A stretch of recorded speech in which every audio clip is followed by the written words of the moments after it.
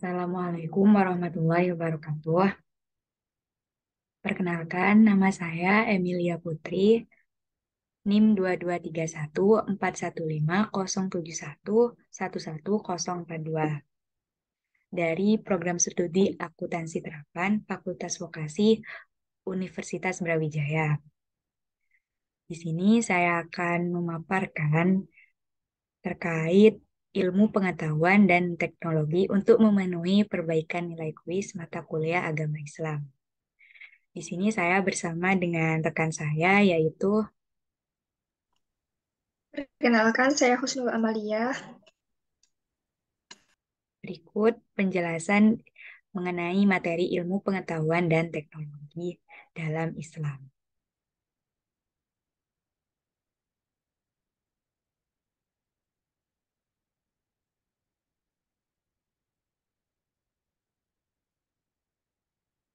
Definisi dan urgensi sains.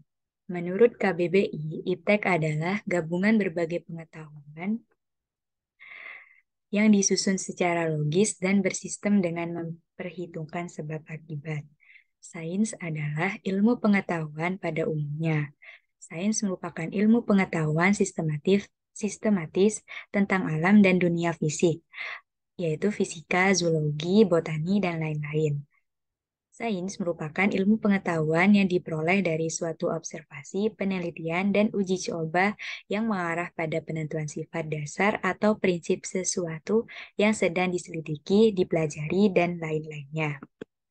Adapun zaman sekarang, sains mengalami penyempitan makna sehingga dapat dipahami sebagai pengetahuan terhadap hal-hal yang empiris, edukatif, dan kuantitatif. Artinya, tidak bisa diindra, maka tidak bisa disains.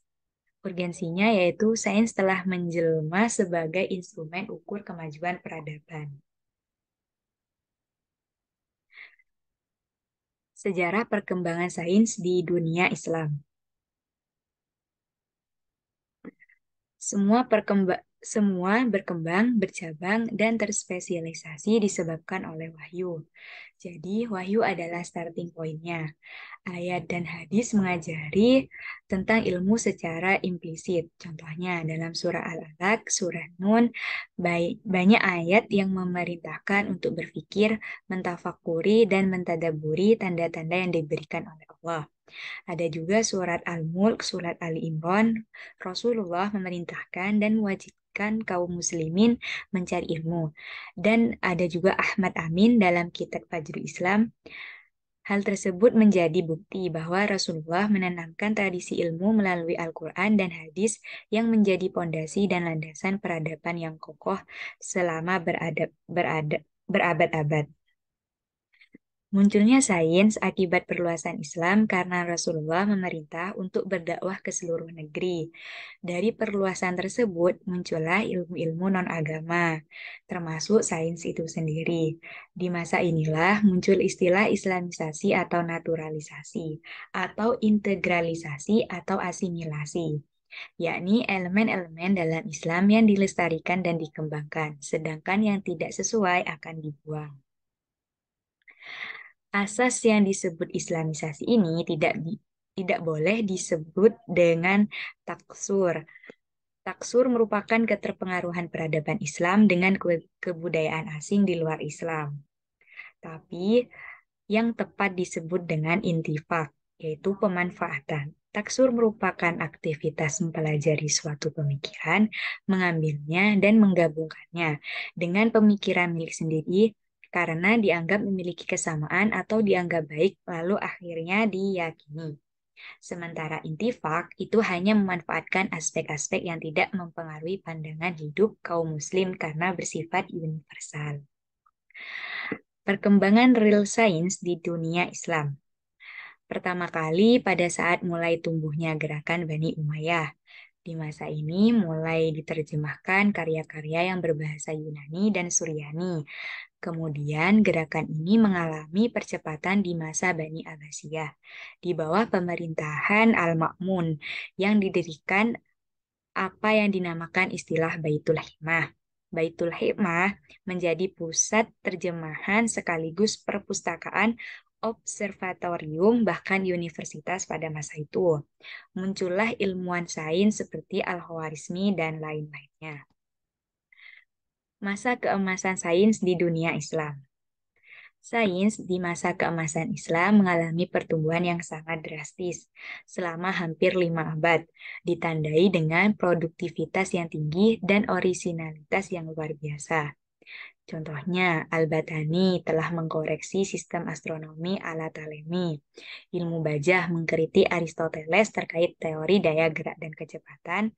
Ibnu Firnas merancang alat untuk terbang. Ali Al-Biruni sebagai ilmuwan besar. Abu Kamil dan Ibnu Sina sebagai saintis terbesar. Dan sumbangan terbesarnya adalah adanya angka Arab, ada asas algoritma juga. Al-Khwarizmi ilmuwan ahli matematika, contohnya saat itu dia menemukan ilmu aljabar.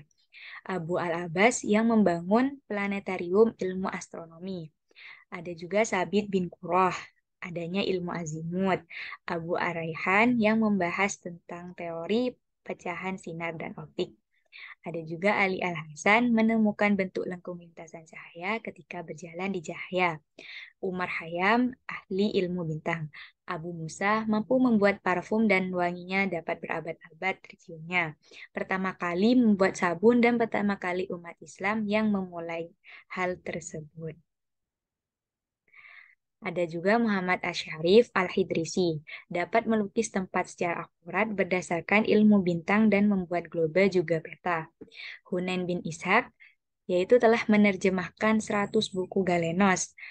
Ada juga Abu Bakar Muhammad Zakaria Ar-Razi, yaitu ahli kimia. Bukunya Al-Hawi dipandang sebagai induk kedokteran, pernah memerintahkan menggantung daging di berbagai kota. Tempat paling terakhir, daging yang membusuk dinilai memiliki udara terbaik sehingga layak dibanguni rumah sakit pada saat itu. Itu merupakan percobaan Abu Bakar Muhammad Zakaria pada saat itu. Ada juga Ibnu Sina, dikenal sebagai ahli farmasi dan musik pertama kali menunjukkan pengaruh udara dalam penyakit.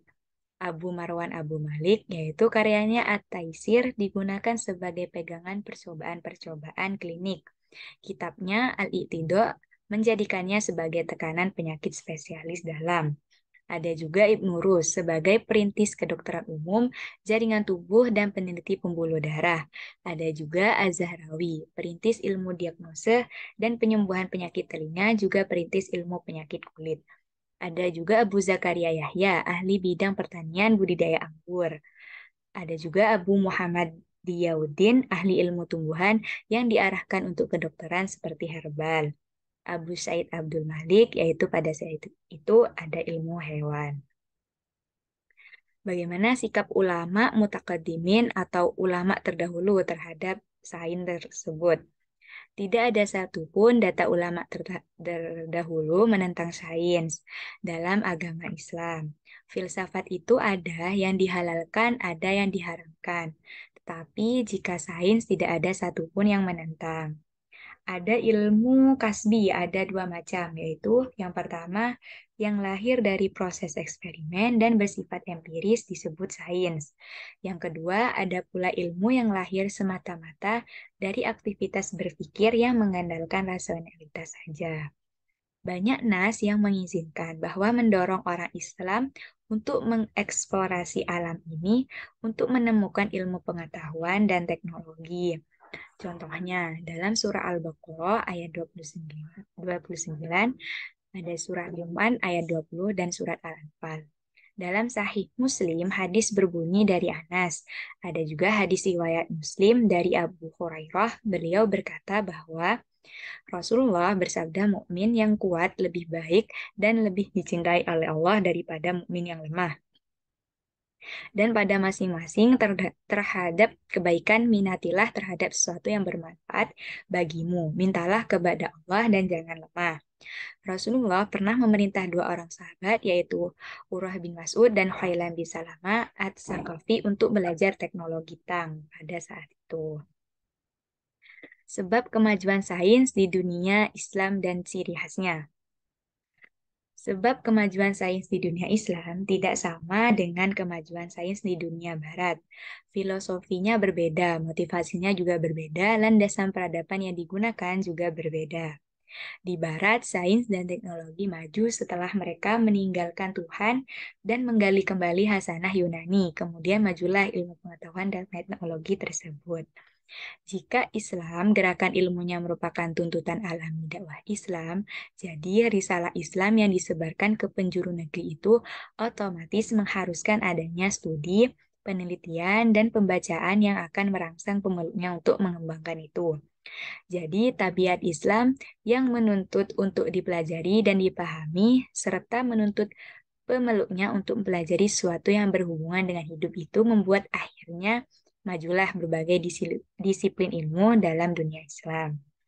Menurut Syamsuddin Arif, faktor yang membuat kegemilangan sains di zaman Islam ada 5, yaitu ajaran Islam membentuk manusia unggul, motivasi agama yakni karena agama Islam menciptakan budaya ilmu, faktor sosial politik yang aman dan stabil, faktor ekonomi yang baik, dan dukungan serta perlindungan dari penguasa.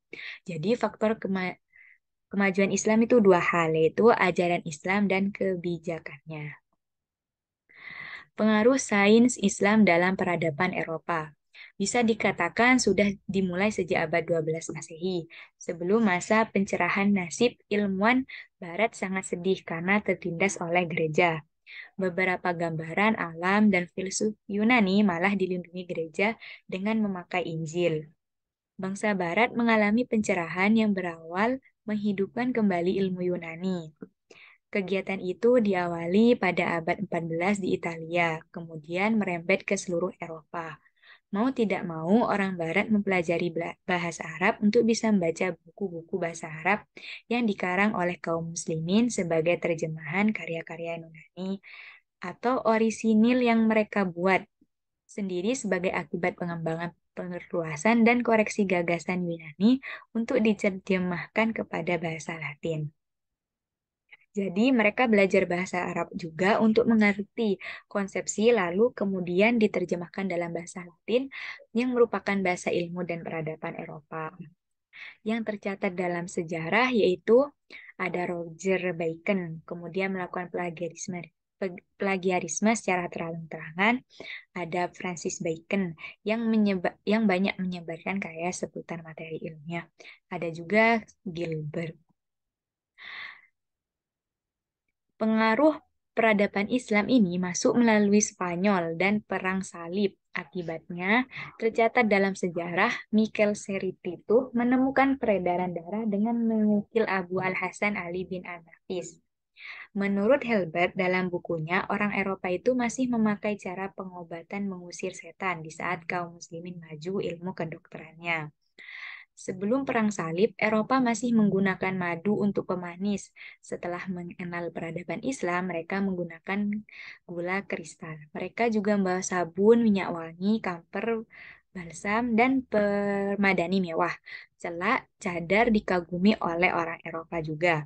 Dalam persoalan yang bersifat metodologis, Profesor Draper dan Robert Bilford, mereka menuding Roger Bacon dan Francis Bacon yang dianggap bapak empirisme itu dianggap melakukan plagiarisme dari ilmuwan Muslim. Jadi, sebelum Roger Bacon dan Francis Bacon, ilmuwan Muslim sudah menemukan hal-hal tersebut. Peradaban Eropa banyak didominasi peradaban Yunani, tapi mereka bisa ke peradaban Yunani berkat jasa cendekiawan Muslim yang menerjemahkan karya Yunani tersebut.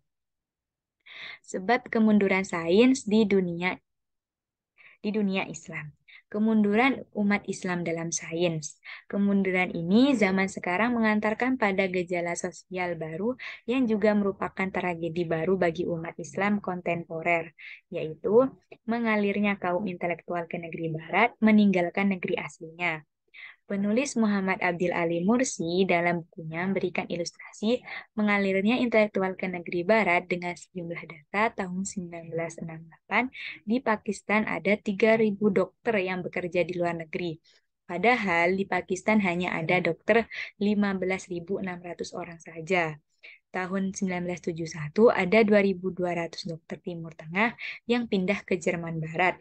Mesir dalam waktu 10 tahun saja, tahun 70 sampai 80 telah mempersembahkan putra terbaiknya sebanyak 950 orang dokter dengan berbagai spesialis yang hanya mau bekerja di Amerika dan menolak pulang kembali ke negaranya. Mengapa sains di dunia Islam mundur? Menurut Profesor Sabra dan David King, sebabnya karena sains di dunia Islam hanya ditundukkan untuk membantu kebutuhan praktik agama saja.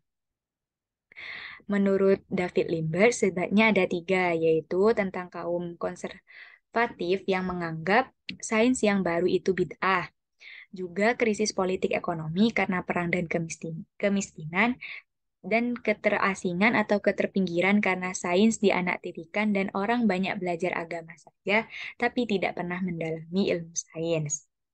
Pendapat lain mengenai sufisme atau paham tasawuf, jadi dianggap paham ini menurunkan dan melemahkan sains, karena mengakibatkan bertumbuhnya sikap irasional, sehingga masyarakat lebih tertarik kepada hal-hal mistik, supranatural, kesaktian, dan karomah yang otomatis akan menyebutkan bid'ah, tahayul, dan hurafat. Akibatnya yang berkembang adalah perdukunan, astrologi, perimbon, dan jimat-jimat. Menurut Pak Rozikin, dosen saya sendiri, intinya karena kehilangan motivasi mencari tahu. Bisa ada dua faktor, yaitu kesalahpahaman konsep dan kondisi yang tidak mendukung. Kondisi sosial politik mensuburkan sains bukan membangkitkan. Lebih tepat dikatakan kemunduran sains dalam Islam itu karena ramuan berbagai faktor. Ketika mulai menjadi kebiasaan, pelan-pelan akan menjadi budaya dan memperparah keadaan. Sikap kaum muslimin kontemporer terhadap perkembangan sains moderat. Ada beberapa kelompok. Yang pertama, menolak mentah-mentah seluruh sains dipelopori oleh Syekh Al-Bakri. Yang kedua, menerima secara mutlak dengan menundukkan agama terhadap sains dipelopori oleh Ahmad Khan termasuk Jamaluddin. Yang ketiga, menerima mutlak disertai sikap menolak agama dipelopori oleh Toha Hussein. Yang keempat, menerima tetapi menyaring kelompok ini sesuai dengan ajaran Islam. Karena tabiat sains itu universal, jadi tidak perlu ditolak. Karena penolakan sains dapat memundurkan kaum muslimin dan membuatnya terpuruk. Karena sains kontemporer ini dari barat, maka sikap menerima sains itu sendiri harus dilakukan dengan hati-hati sehingga orang Islam tidak kehilangan identitas sebagai seorang Muslim. Cara membangkitkan sains di dunia Islam.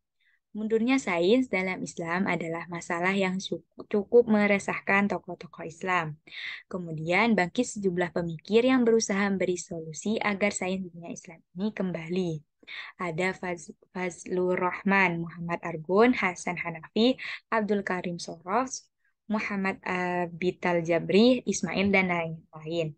Misal, Al-Jabari, favorit lulusan UIN di Jogja, menggagas nalar umat Islam agar bisa bangkit lagi sainsnya. Dia mengusulkan untuk mengembangkan nalar Nurhani, seraya meninggalkan nalar Bayani dan Irfani. Dia berhasil menghidupkan ilmu-ilmu rasional dengan nalar Burhani. Nalar Burhani adalah nalar rasional seperti Eropa. Nalar Bayani yaitu nalar fuqaha, menjelaskan pemikiran dengan dalil. Nalar Irfani adalah nalar mistikus, nalar kaum sufi, menjelaskan ilmu pakai rasa, kasa atau ilham. Menurut Al-Jabiri, yang membuat Islam mundur karena memiliki nalar Bayani dan Irfani. Dia mencoba mengkaji kembali karya-karya Ibn Rus, membangun peradaban Islam berdasarkan asas rasionalitas atau pengetahuan. Proyek intelektualnya dikatakan dengan istilah Naqdul lil Ardi atau kritik nalar Aram. Ia menyusunnya selama 20 tahun dan akhirnya melahirkan tetralogi 4 buku, yaitu Formasi Nalar Arab, Struktur Nalar Arab, Nalar Politik Arab, dan Nalar Etis Arab. Cara membangkitkan sains di dunia Islam.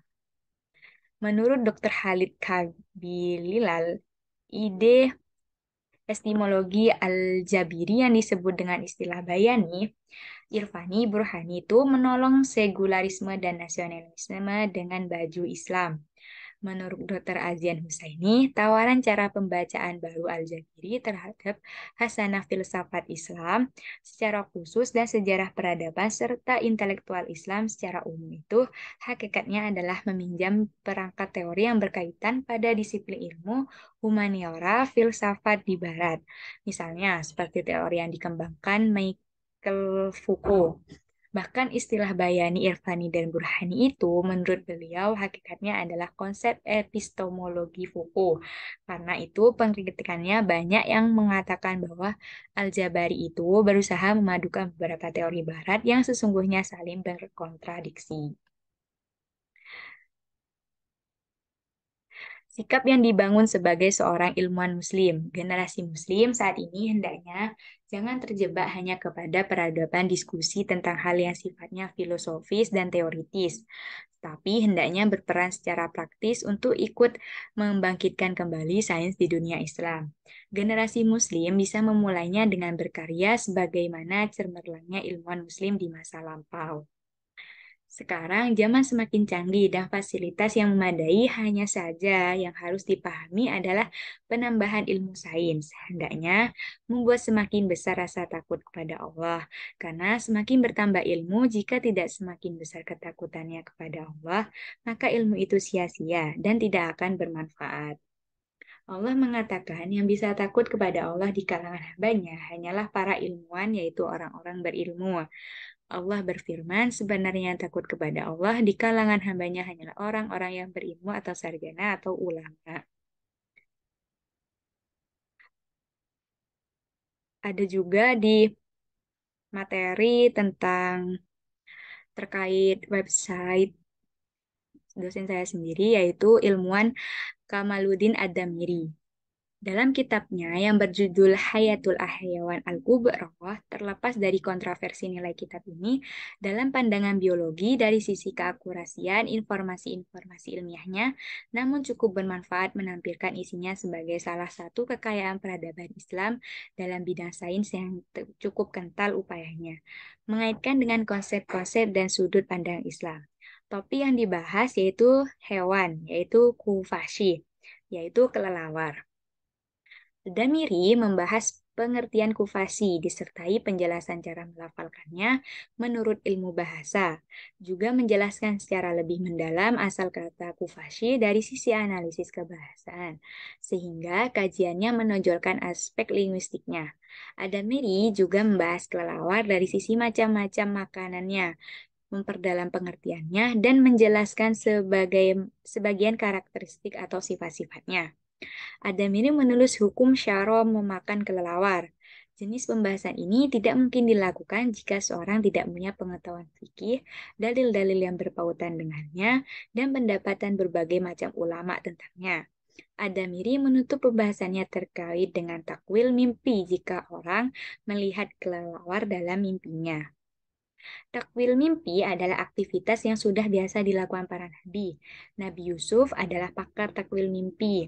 Rasulullah juga diajari Allah takwil mimpi. Abu Bakar juga pandai menakwilkan.